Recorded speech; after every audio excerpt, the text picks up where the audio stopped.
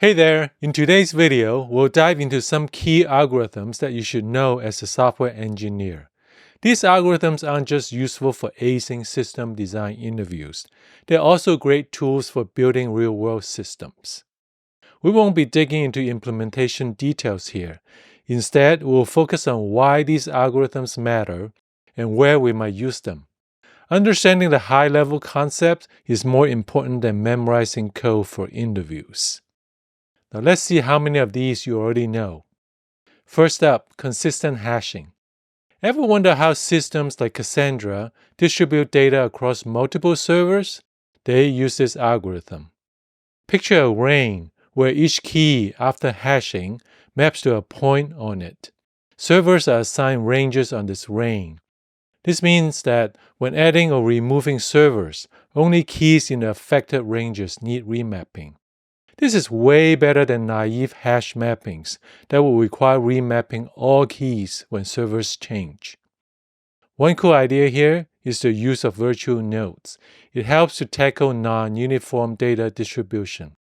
Check out variants like rendezvous hashing or jump consistent hashing if you want to dig deeper. If you're into distributed caching or databases, consistent hashing is great to know. In the era of big data, ensuring efficient data distribution is critical. Consistent hashing minimizes disruptions as servers come and go. Next, let's talk about quadtrees for spatial indexing. Quadtrees work by recursively subdividing 2D space into 4 quadrants. Each node represents a region and has 0 to 4 child nodes. Now, why quadtrees? They enable fast, location-based insertion and searches. We can quickly find points in a radius by traversing the tree and pruning branches outside the range.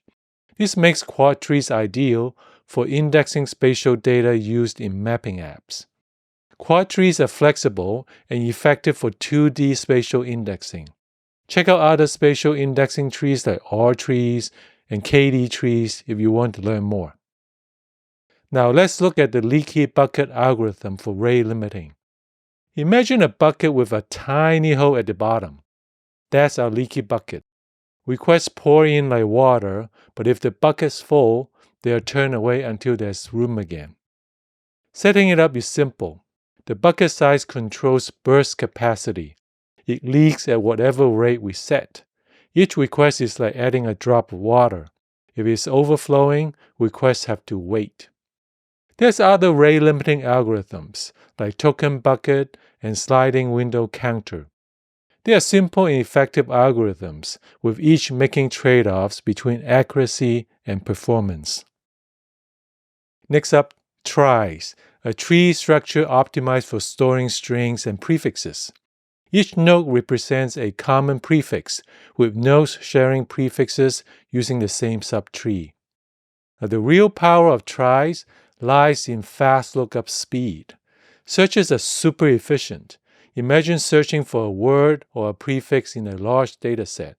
With tries, we don't need to sift through every entry. Instead, the search elegantly progresses through the tree, moving character by character, following branches that match the search term. This makes operations like autocomplete in search engines or text editors lightning fast, way faster than with structures like hash tables or arrays. One catch: they can be a bit greedy with memory. This is because each node often maintains multiple child pointers. There are variants like radius trees or suffix tries that optimize memory usage. Tries are a powerful foundation for scalable string-based searches. Next, we have Bloom filters. These are probabilistic data structure for set membership checks. Picture a bit array combined with some hash functions. Items get hashed and their corresponding bits set. To check membership, we see if all the bits are set. If not all set, definitely not in the set. If it's all set, maybe in the set, but watch out for false positives. We can remove elements once added, And what about those false positives? We can tweak things like size or hash functions to balance space and accuracy. Bloomfilter shines in caching, deduplication, and analytics by quickly filtering out noise. Last but not least, let's talk about consensus algorithms. In distributed systems, reaching consensus, that is, ensuring all nodes consistently agree on a shared state, is tricky, especially with network issues and failures.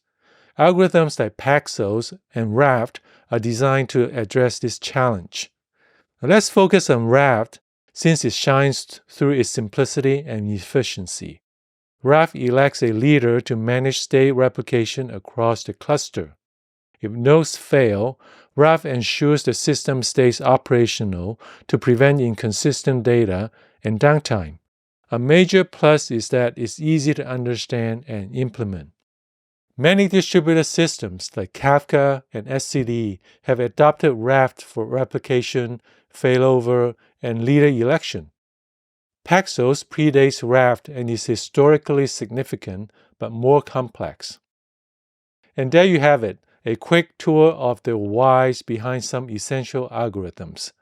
What other real-world applications have you seen or used these algorithms in?